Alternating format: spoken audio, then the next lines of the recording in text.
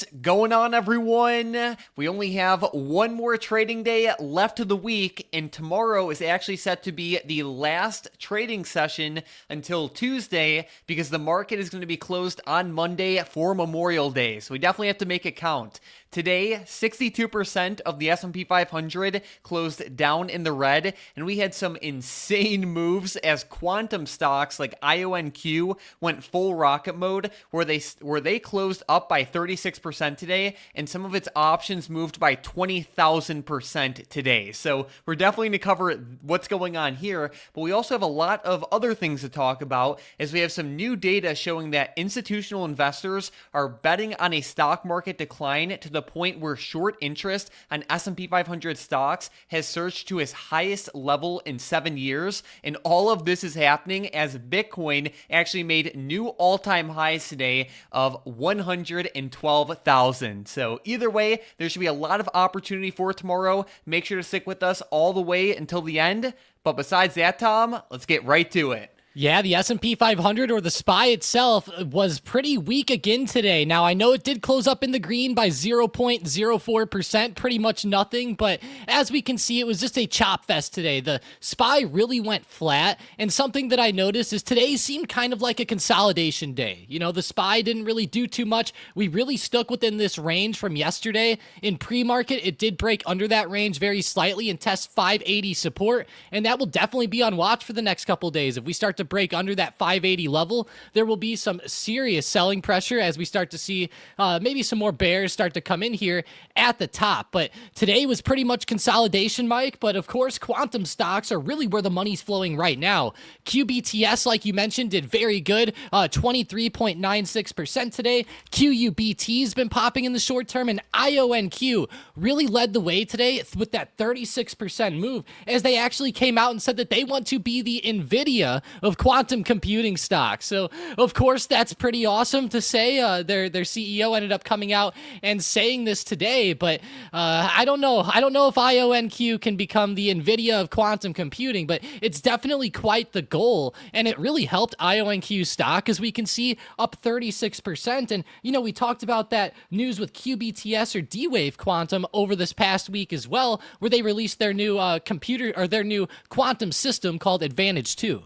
Yeah, so quantum stocks have been on fire, and they are some of the craziest stocks in the market. When you look at like IONQ, just from today, it's insane. But if you go to like a daily chart, you can see that these stocks, when they move, they move. And like especially towards the end of last year, it went on a multi-month uptrend where it went from like $8 a share all the way up to like 55, and that was just over the course of a couple months. The further you zoom out, the crazier you will see that they are. And like you mentioned, when you have the CEO of IONQ saying that it's their goal to become like the NVIDIA of quantum computing, that just initiates the spark on like an ocean of fuel, you can say. And that is what today's price action resulted in.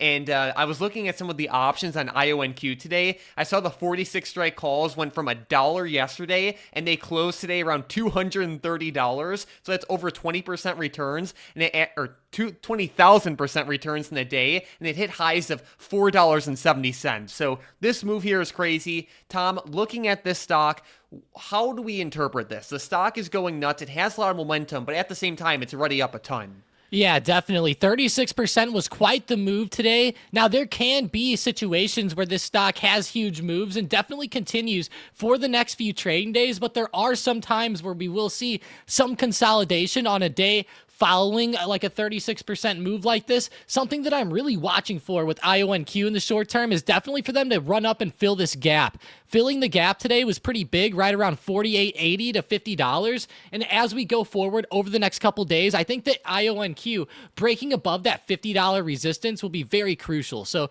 if we can break that, I think that there could be some good short-term opportunities, some scalping opportunities possibly tomorrow. But if we end up rejecting down and we just don't see that that good substance like we saw today up above $50, then I think it'll be a tough one to trade. We might have a situation tomorrow where, like, let's say IONQ tests 48 to 50 and then might turn back over a little bit. So just be a little wary of that. It's definitely in play though, and there's some good momentum behind these. And as we know, when they like to run, they can definitely keep going for the next couple weeks. So I would definitely keep it on the radar, even if it does fall a little tomorrow. And I was looking into the short floats, not only for IONQ, but also other quantum stocks like RGTI and QBTS, and they're pretty high. So there also is that risk of a short squeeze. More specifically, RGTI had the highest short float, around 24%. QBTS had a short float around 20%, and IONQ had a short float around 19%. So essentially, if we see these stocks continue to move up in an explosive way, we can see some shorts basically be forced to buy, even if they don't want to. So that's just something to keep in mind. But like you said, Tom, there is some serious resistance overhead, especially for IONQ. And if the stock does not get through that, that does pose a risk to this short-term uptrend. Either way, we know the stock's in play. No one knows if it's going to rise tomorrow, but that's where like the adaptability comes into play, and it should have some strong moves either way. So definitely keep it close on watch. Yeah, and I would say, like, even looking at some charts, QBTS and QUBT are pretty crazy as well. You know, QBTS had that news earlier in the week, 23%. Their daily chart is actually insane, how they're breaking out above and out to new all-time highs. If we go to QUBT, though, we can see that they've actually been lagging behind a little bit. And if we, like, look at the daily chart, there is a pretty big move still to happen before they actually fill their gap to the upside. And I will say, with the way that they closed today, I think QUBT could be one that's on the radar because, you know, it's a little lagging behind. It didn't quite have as good of momentum as the others this week. And, you know, but it's still moving really well at the same time. I do like that daily chart setup, maybe a bit better on this one. All right, sounds good. Another area of the market that is doing pretty well right now is Bitcoin, as it cracked new all-time highs today. There's a lot of money flowing into like safe haven style assets, as there is some real risk in the economy and the market right now. So that is, you know, something worth keeping in mind. And I saw some interesting data on Kalshi, you know, the prediction market platform, and traders on Kalshi are actually expecting Bitcoin to hit a high of 143,000 this year, which I thought was especially interesting because not only is that, you know, like a bold prediction, but there's also a fair amount of money in this trade as well. If we look in like the bottom right middle section of the screen, we can see there's over like nearly $3.5 million put into this trade. Yeah, that's pretty huge there with Bitcoin. And whenever I start to look at this, Mike, I was scrolling down and kind of laughing. There was some people thinking Bitcoin could be above $500,000 by the end of this year. And I will say, based off everything I've ever seen, if anything could do that, it would probably be Bitcoin. But nonetheless, it's pretty cool to see that, you know, prediction markets are looking at a $143,000 price for Bitcoin by the end of this year. So I think that's awesome. And I think that's going to make traders extremely happy. And I know people are always throwing around forecasts. Let me know in the comments where you think it's going to go. I'm sure some people are going to be saying 200,000 plus. I know that's been a popular number lately, and I'm actually a bit surprised that this isn't a little closer towards 200,000. Very interesting. Well, I guess looking at this like crypto trade here, of course you have Bitcoin as an asset itself, but I was looking at like some crypto related names today. Stocks like Mara and MSTR definitely disappointed, where other stocks like COIN, which is Coinbase, and then IBIT, which is one of the leading crypto, or I guess you could say Bitcoin ETFs, did pretty well. So those are the two stocks to mainly keep on the radar here. 100%. Coin has been awesome in the short term. Ever since they got added into the S&P 500, they've had some really great price action. There has been a couple pullbacks mixed in along the way, but today they actually broke out and above $270, which was awesome. And if they continue to, let's say, hold 270 into tomorrow, there could be some good opportunities looking at Coinbase in the short term. But I love the move with Bitcoin overall. I'm really glad to see it breaking out, and I'm kind of surprised how easily it's been getting through these all-time highs. You know, this was a major resistance in the past, and I thought it would definitely slow up a little bit more, but gosh, it's been like a rocket ship in the short term. Seriously, and while Bitcoin's doing great and Quantum's doing great, another area of the market is getting annihilated, and that is the solar industry. So, Tom, what is the news here? Why are we seeing stocks like Enphase down 20% today. Yeah, pretty rough. That is quite the gap down by end phase. Look at that gap down on the daily chart. But solar stocks are apparently in trouble. Republicans are trying to pass a tax bill right now, and it actually just got through the House today, which is awesome.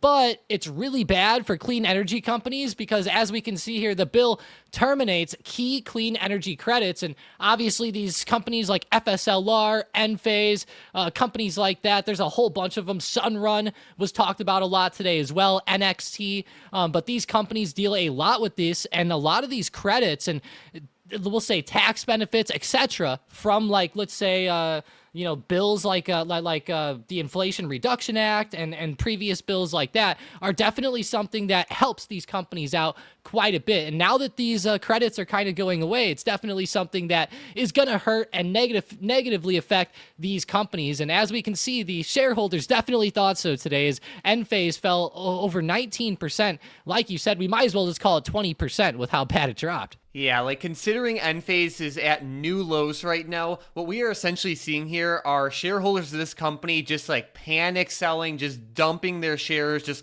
rushing for the exit all at once. So like if you wanted to play this, there certainly would be like scalp opportunities continuing to fuel this like downside fire. But at the same time, like yes, the stock is down quite a bit already. And I think like another play associated with this will be like as we get more updates as to how this bill progresses, like with the Senate, and if there are any major changes that will affect the solar industry because of those revisions, that can move these stocks as well. As of right now, there is no confirmed scheduled date for when the Senate is going to vote on this bill, but it is something to keep in the back of your mind as you see it in the news. Depending on the revisions, solar stocks can move. Yeah, definitely. And solar stocks had a pretty bad move today. I will be watching them very closely as I go to the daily chart of like, let's say FSLR. I know Enphase is pretty rough, so I'm not even going to be watching that one too much right now. But with FSLR, it is getting closer to some big supports again.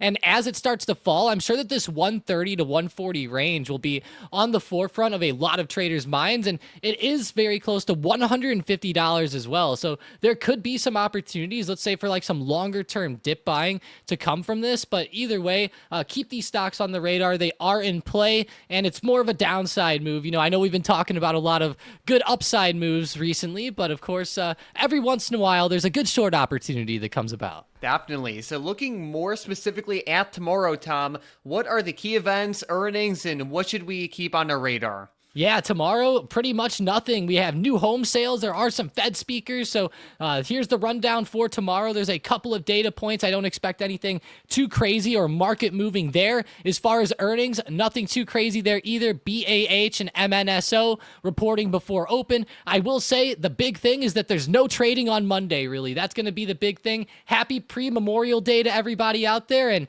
hey, make tomorrow count because like Mike said at the beginning of the video, no trading Monday.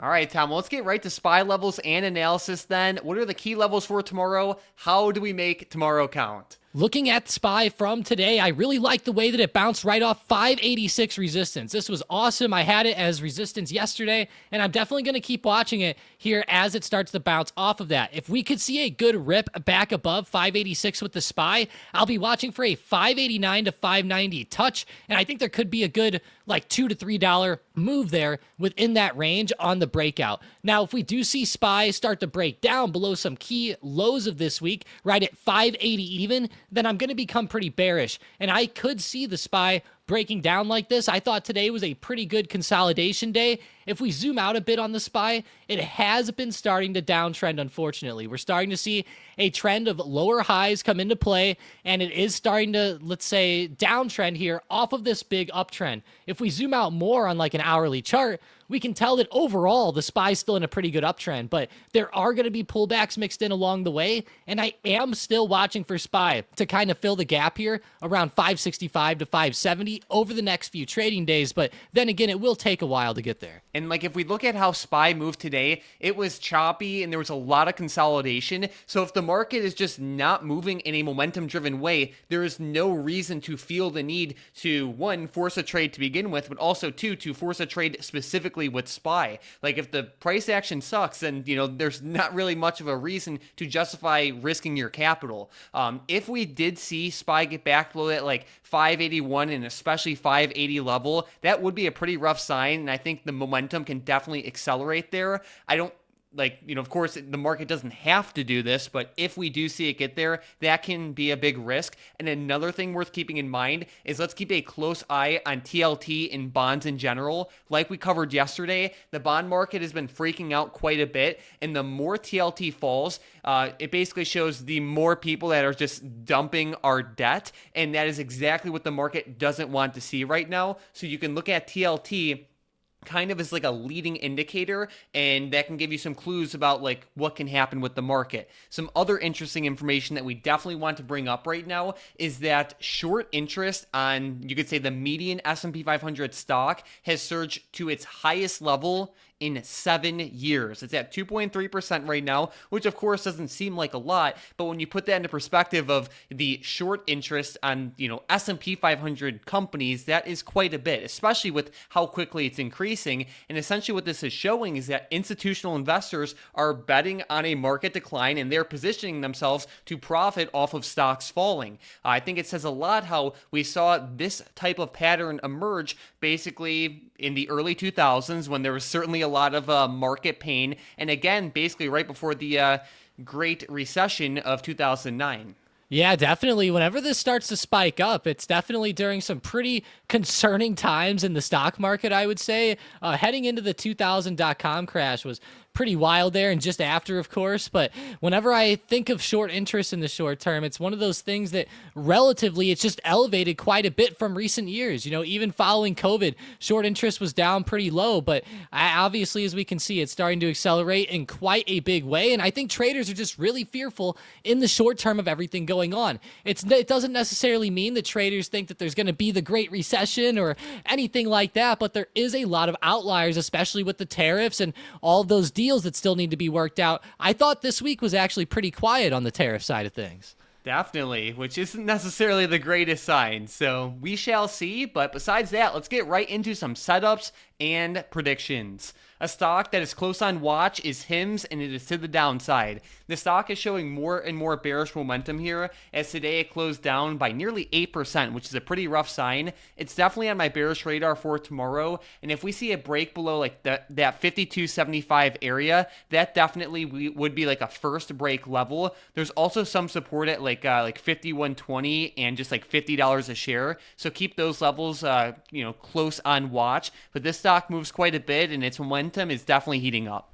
It really is. HIMS is starting to fall off quite a bit here in the short term, unfortunately. And, it was really ripping up a lot recently, but there will be some pullbacks, and I'm definitely going to be watching it down as well. With my first setup, I'm looking at Snowflake here. Snowflake had a pretty good move today, up 13%, especially considering that, the overall heat map was pretty rough today. Going back to Snowflake, if we end up breaking out above $204, I will keep watching it up. It ended up ripping above 200 today, and if it holds that as support, that would be a great sign into tomorrow. But looking at this one is more of like an earnings continuation play here.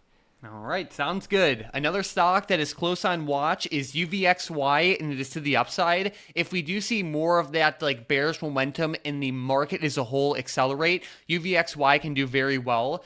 In other recent market downturns, the stock has moved very well. Like, for example, in like from the end of March to the beginning of April this year, it had lows of like $20 a share all the way up to highs of like 53. Of course, that happened over the course of like multiple weeks, but UVXY does have that explosive potential when stocks are falling, and we could see it was even crazier back in August of last year. So either way, keep UVXY close on watch. It can be good, especially if we do see some panic selling come into play.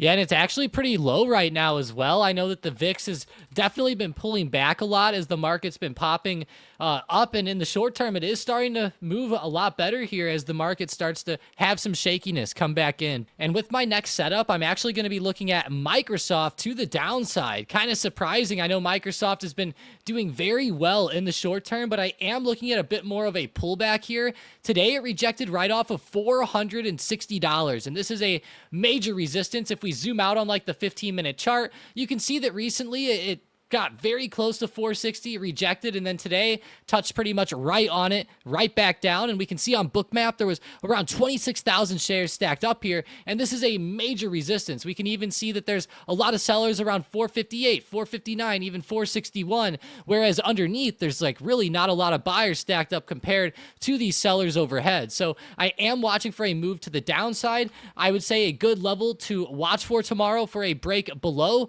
would be 453. That is just under a pretty good intraday support. So if we end up breaking under 453, then I will be watching it down closer for a like 450 test and then breakdown of that. But that's what I'm watching for with Microsoft, Mike. I know it's getting pretty weird on the daily chart, how it's starting to slow up so much here. Awesome. Well, it's now about that time for today's momentum plays. And with the first one, we have quantum computing, QUBT, to the upside. Yeah, QUBT had a really good move today. As we know, quantum stocks are extremely hot. If it can break out above $12.50, keep watching it up.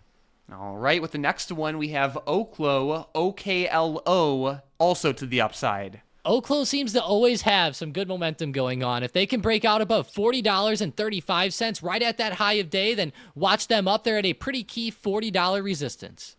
And then with the last one, we have Qualcomm, QCOM, to the downside. Yeah, pretty rough move today by Qualcomm. If they end up breaking under 147, keep watching them down. You can see even at the end of the day, they had that nice extension down there. Sounds good. So we have these three stocks on the radar for potential continuations tomorrow, only if they break through the levels listed. But besides that, we're going to jump right into today's very exciting $3.5 million big money trade. And we are looking at none other than SLV.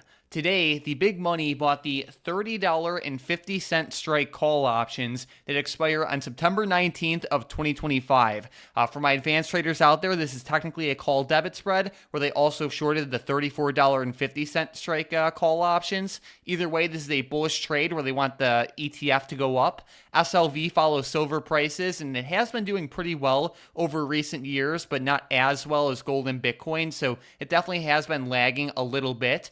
There's been a lot of money flowing into safe haven assets, as we can see Bitcoin at all-time highs, among other things, and for good reason, given the market risk that we have right now. And basically, the trader here is expecting SLV to make a strong move higher over the coming months. They are risking around $3.5 million to make just under $9.5 million. So this one should be exciting. It really should. That's quite a bit of money thrown into this SLV trade here in the short term. The $30.50 strike isn't really too bad either. That is a pretty good short-term resistance, but of course, I'm sure that they're looking for a good resistance break there. If we zoom out on SLV, I know that it's been really consolidating in the short term. You know, we can see that over the past month to 2 months, it's been kind of stuck up here around this $30 mark. If we start to really see a good extension up and out of here, that would be a great sign. And of course, we've been seeing a lot of good flows with metal in the short term. So if we do see, you know, that breakout, I think that the all-time high or recent high anyways could come back into play around that $31.78 to $32 mark. So we'll see how it ends up playing out. The thing with silver though is that it just has a lot of consolidation. So give it the time that it needs. You know, as we can tell by just zooming out, it likes to chop around for a little while before the bigger moves and tests finally come in. Yeah, we're definitely not going to see any IONQ style price action with silver where it moves up by 30% in a day. But SLV does have some really good moves though, and its options move great as well. So definitely keep it close on watch. If you guys are new to the channel, definitely consider subscribing so you can get our videos recommended to you more often. We cover big money trades, SPY analysis, earnings, important information, and basically everything you could know, everything you need to know for the market every single day. So definitely consider joining the StockedUp StockedUp crew by subscribing, but we also want to give a giant shout out to today's member of the day, Adam, who had a insane day today. He said it was the best trading day of his life, and he posted some 6-figure gains here. So huge shout out to you, Adam. You got member of the day. Let's keep on rolling, and it is insane to see posts like this one. So that's awesome. Huge congratulations to you. And if you guys are into short-term trading, definitely check out that first link in the description and the comments down below to get in on the StockedUp trading floor. Today was a great day as our surge bot crushed it, especially with these quantum stocks. We can see IONQ and RGTI both had 700% plus returns, and there were a lot of other stocks that moved great, and of course some that failed to break out. So either way, you get full access to our army of trading robots, weekly live events, daily big money plays, our great community, custom tools, and basically everything you could need. If you do want to sign up, make sure to use coupon code BIGMONEY, as that will give you the best deal possible on the yearly plan. Besides that, thank you all so much for watching, and let's crush it in the market tomorrow.